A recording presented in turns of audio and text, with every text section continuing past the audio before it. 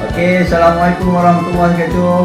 Salam sejahtera. Okey, hari ini alhamdulillah saya dikunjungi oleh seorang usahawan muda, graduan daripada Universiti Masa Perlis, orang Perlis. Ada projek baru yang beliau buat, beliau ambil kesempatan terutama dalam PKP 2.0 ni. Jadi saya curi masa dia untuk kita interview 10 hingga 15 minit saja, dan dia ada susah. Sebab 2 minggu dah temu janji nak main office saya ni. Last sembang dengan dia masa misi di Pantai Timur. Okey, alhamdulillah. Cuma soalan-soalan simple sajalah. Kita akan share dengan penonton-penonton. Okey, dan juga mungkin sahabat saya ni akan share apa perkembangan terkini lah tentang bisnes beliau. Di samping semua orang tahu tentang Aspura ikan bakar di Kuala Perlis.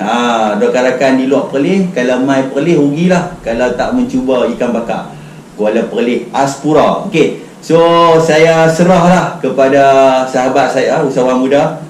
Jemput. Assalamualaikum.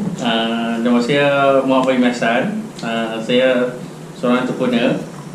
Saya ada satu restoran ikan bakar Kuala Perlis atas brand Aspura ikan bakar. Cuma hari ni tu kita bukan nak share tentang kita kata produk kita. Okey. Tapi kita nak tahu challenge bila jadi usahawan.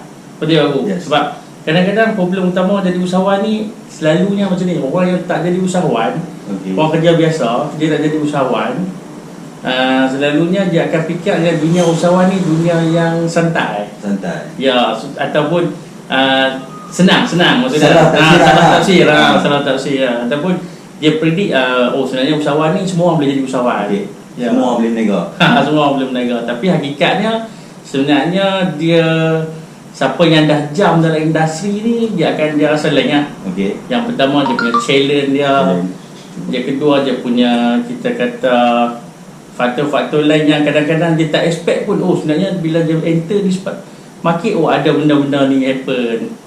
So hari ni tu saya pun tak tahu lah kata, cuma cerita share lah. Okey. So soalan apa aku nak tanya? Okey, kita sebenarnya santai ya. Tadi poin kita saudara Fahmi kata adalah nak jadi usahawan ni kita jangan nampak dia ni paku, rasa masa fleksibel, dia nak pergi camping, dia nak pergi kayuh mana. Tapi sebenarnya profession ni ataupun kerjaya sebagai seorang usahawan ni ataupun bahasa entrepreneur tu, saya pun nampak berdigital lah, berinovasi lah. Okey, tak apa bahasa sekalipun, yang penting kita kena faham apa tu sebenarnya usahawan lah.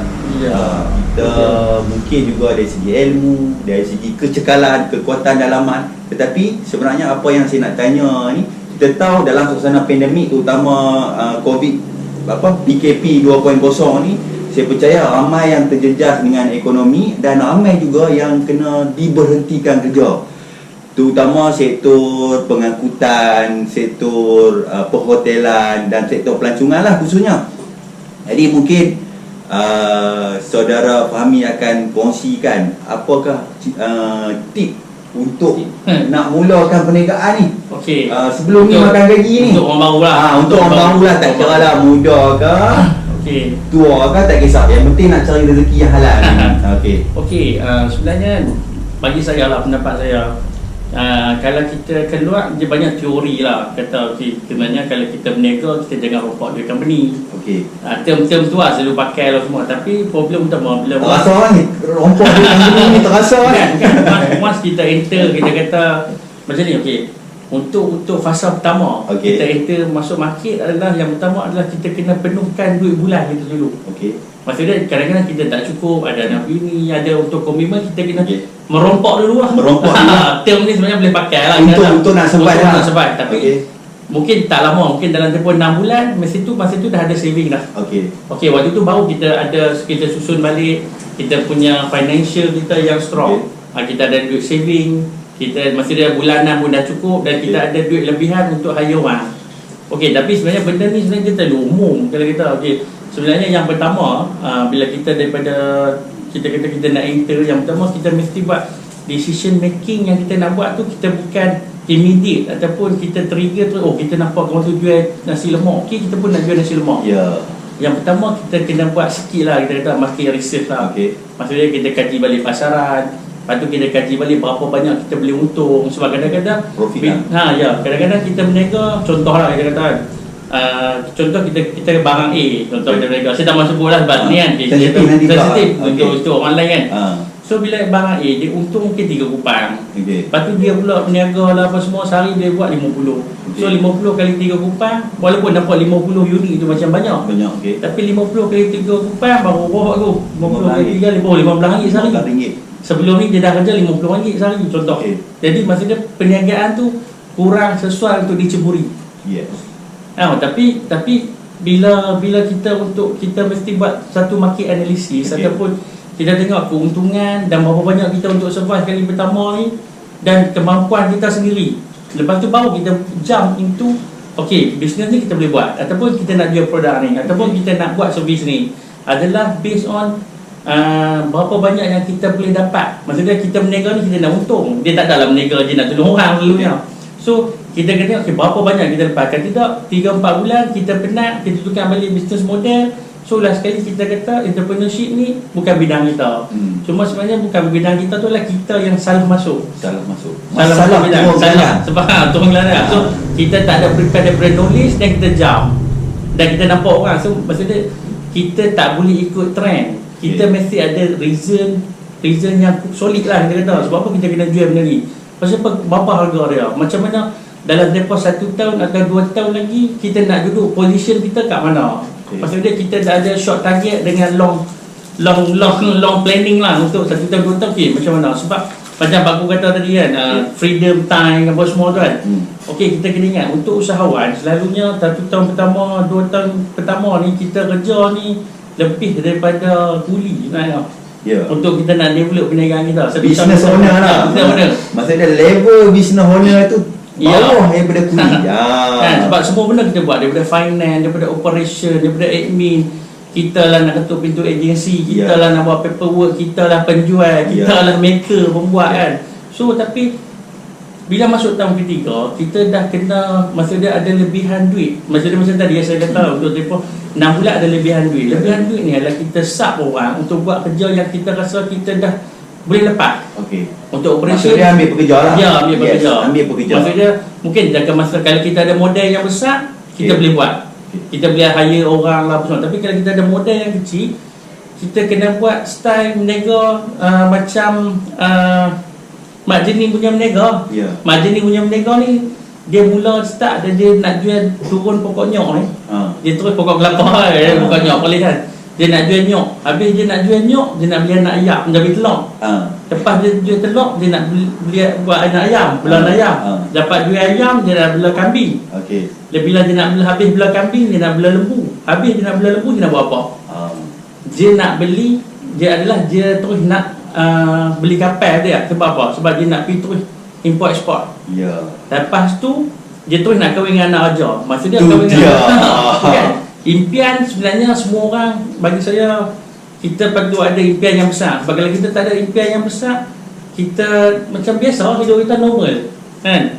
Tapi boleh lah, sebab apa? Bila peningkatan taraf dia, contoh Mak Jening lah, peningkatan taraf dia menyebabkan dia boleh kahwin lah dengan anak raja. Sebab selepas dia dah kira masa import export ni, kira macam dah beli kapal ni, import export lah. Cuma sebab apa Mak Jening ni dia jadi cerita angan-angan Mak Jening? Sebab karakter Mak Jening ni dibunuh oleh penjajah. Kalau lah Mak Jening tu tak bermimpi kan, dan dia turun pokoknya dan dia buat apa yang dia buat, apa yang dia plan tu, dia akan jadi seorang usahawan lah. Kita kata sebab dia export kan. So dia mesti akan berjaya. Cuma dia dibunuh karakter dia. Sama juga yang akan jadilah kita mula-mula kita jam dalam perniagaan, kebanyakan kita akan dibunuh dengan idea kita. Saya nak berniaga ni, tak boleh lah berniaga ni tak boleh, orang buat lah benda ni tak boleh, contoh kan. So menyebabkan kita punya semangat tu dibunuh. Jadi kita mesti strong lah. Jangan membunuh dia. Sebab karakter Mak Jening ni dibunuh oleh penjajah, menyebabkan siapa yang rasa hang angan-angan besar, hang angan Mak Jening. Kesimpulannya macam ni. Bermakna kita kena cari circle, persekitaran, kawan-kawan yang mempunyai business mindset. Kalau kita pergi sembang dengan tukang pahat batu, mungkin kita pun akan berbau batu. Ibaratnya tu lah. So sebab apa? saya tengok zaman sekarang ni banyak minda entrepreneur tu. Tak ramai orang yang ada minda entrepreneur ni. Bagi saya mungkin berbeza sikit yang Pak Ku kot. Okey, tak apa. Kita Banyak. suka perbezaan. Okey. Bukan, banyak orang ada impian yang besar. Okey. Tapi tak ada orang yang ada tindakan untuk ambil Yes. impian dia. Semua macam kita cerita daripada budak kecil, daripada orang yang besar, daripada orang yang duduk kampung, orang duduk bandar, semua nak keluar daripada rat race ni. Okey. Kita kata kan, Okey. nak jadi berjaya. Tapi berapa orang yang ambil inisiatif untuk take action? Okey. Okey, saya sebenarnya setuju juga pandangan tu. Cuma contoh basic dulu. Saya disekelilingi oleh family daripada bapa saudara ke apa semua yang kerja, orang kata apa, kerja makan gaji lah. Jadi ini penting. Sebab apa? Saya bukan nak salahkan keluarga saya ataupun siapa-siapa adik-beradik saya. So saya kena keluar daripada benda tu. Saya kena berkawan dengan, contoh saya bersama owner Peskill Sdn Bhd. So saya ikut dia daripada form 5 macam mana. Jadi secara tak langsung saya duduk dengan dia Okey. terkesan daripada budaya perniagaan tu. Sebab family dia family business. Dan kita kena tengok bangsa yang berjaya dalam berniaga. Saya tak mahu sebut bangsa lain, tak yang kata saya racist pula. Dia daripada kecil dia buat kerja sekolah pun depan kaunter. Dia macam ni. Sorry, saya mencelah. Sebenarnya kita tak memberi tanggungjawab tu kepada orang yang betul. Contohnya, kalau anak-anak kita tak bagi sedia baju. Anak-anak kita tak bagi dia beli kari dari awal. Anak-anak kita tak bagi pegang duit sebab takut hilang. So bila kita menakutkan budak-budak macam ni, dia menyebabkan dia berlaku, kita kata dia tak boleh, dia takkan pergi bidang tu.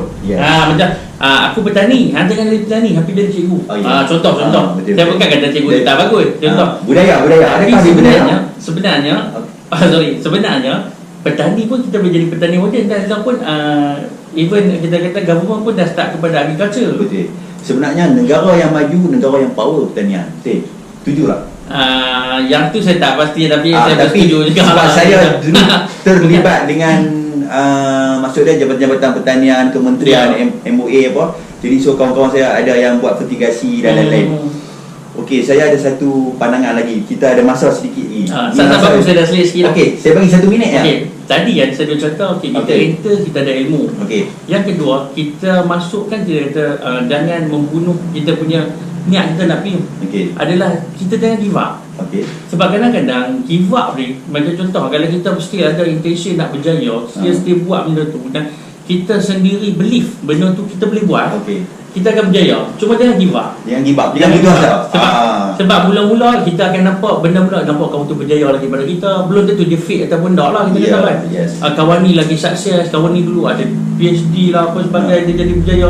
Ataupun mungkin budak kampung kita ni lagi berjaya pada kita ni, orang kata lepasan ijazah ke lepasannya. Maksudnya ni kan, yang pertama adalah jangan give up. Malu tu bagi saya kita kena atasi lah.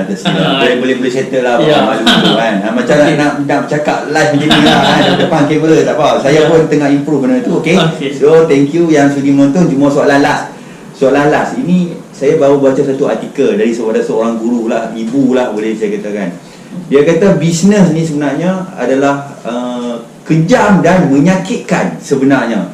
Kita macam dia soalan yang mula-mula tadi, yang kita kupas mula-mula tadi. Okey, tapi saya nak khususkan ada satu kataan last sekali atau kata-kata motivasi daripada seorang coach business.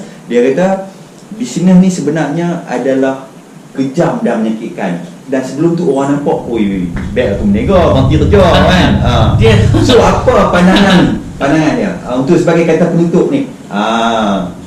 Dia macam ni, okey. Dia bagi saya lah sebenarnya, when kita enjoy the ride, kita kata maksudnya macam ni. Okey, kita dan contoh anak orang yang suka bawa motor daripada sini ke Johor, contoh dia ride, memang teruk, tapi dia enjoy. So maknanya kalau passion dia tu adalah untuk jadi entrepreneur, passion dia tu jadi engineer, passion dia tu untuk dan jadi semua bidang tu, teruk macam mana sekali pun dia ada passion tu, dia akan sukses. Dia tak masalah benda tu perit. Iyalah. Tapi bagi saya macam apa kita punya perit dan menyakitkan. Sebenarnya dia macam ni, sub macam ni, untuk usahawan ni sebenarnya kita expose untuk usahawan ni baru berapa tahun je. Ada Kementerian Usahawan 1985. Saya tak ingat so maksud dia kita ni lebih suka kepada makan gaji. Maksud dia mentaliti kita adalah mentaliti makan gaji, bukan budaya usahawan. Tapi once kita duduk dalam kelompok budaya usahawan yang ada subsistem yang saling membantu, maksudnya perik dan menyakitkan ni akan kurang lah kan. Saya sedikit sebagai penutup ni, saya rasa cukup padat dan lengkap. Sebenarnya dulu saya kerja government. Saya kerja masa saya kerja tu, saya dah berhenti tu, dia dah belajar waktu ketika saya berhenti. Di MAP. Saya sebenarnya passion saya daripada awal, saya suka bisnes. Sekarang ni ramai kawan-kawan saya nak menego ke, hang nego syok orang paku no. Dulu gaji hang berapa lah ni, hang nampak hang time freedom apa semua. Betul. Dia nampak di sebaliknya, tetapi dia nampak Pak Ku dah berjaya. Dia nampak journey ni time, tak nampak. Time saya alhamdulillah lah boleh sembang macam ni, boleh share dengan sahabat-sahabat, boleh jumpa, buat networking dengan ni. Tetapi dia tak tahu waktu malam, walaupun hari ni pun sebelum nak tidur mesti fikir. Tadi briefing dengan staff, fikir tengok account, strategi sekarang ni macam mana new norm punya business. So event sport tourism total lockdown, dalam masa yang sama ada isu-isu lah, isu-isu berbangkit dan lain. Tapi walau bagaimanapun hati mau keras lah. Hati mau keras, hati mau kental. Macam contoh Elon Musk lah. Dia pun kita kata idea dia pun mula-mula macam tak logik, kita kata untuk dia nak buat untuk SpaceX. Tapi selepas berapa belas tahun tengok macam mana SpaceX dia kata. Cuma bagi saya, belief tu adalah kita percaya, pekerja kita betul percaya, company kita akan pergi. Kita tak perlu orang luar untuk percaya kita. Betul. Tapi kita sendiri perlu membuktikan. Tim kita perlu membuktikan ke orang luar yang is possible lah. Okey, saya rasa itu saja. Terima kasih sudi menonton dan jangan lupa untuk subscribe Team Map. Okey, kita jumpa lagi dalam channel-channel ataupun topik-topik yang lebih menarik. Kita akan fokus lebih kepada usahawan. Terima kasih. Kita tunjuk sikit produk dia sebab saya nak test ni, buat test food. Ni adalah produk terbaru sahabat kita buka ni. Tak sempat nak pergi sotong ni. Kali ni kalau kedai dia buka kita boleh makan ikan bakar, tapi kalau tak sempat nak pergi boleh masak. Ni. Okey, kali kami memang favourite lah. Ini tepung goreng dua-dua ni memang favourite saya. Okey. So terima kasih. InsyaAllah kita jumpa lagi.